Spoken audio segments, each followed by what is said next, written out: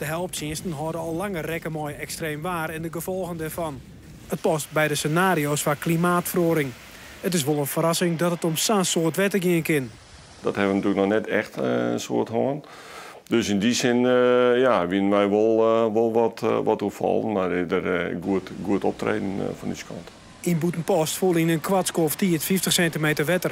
Het verzwaardigingshuis matten hier mast ontdrommen worden en het wetter streamde kelder zien. Er moet toch in greven evalueren worden.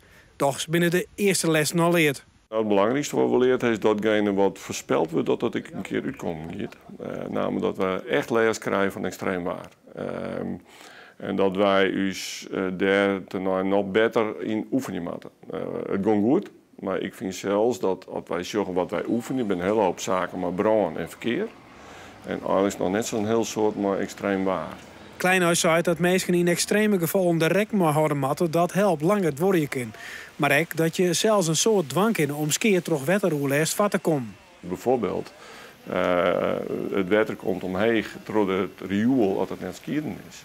Ja, dan moet je eigenlijk je wc-pot tegen doen. Een poeder zon erin, in de poeder, net in de poeder. Modder en een sloop met zwier spullen erin om te zorgen dat het wetter net omheen komt. Dus stoppen in de gootstien, dan komt het wetter net het huis in. Dat scheelt al een stuk.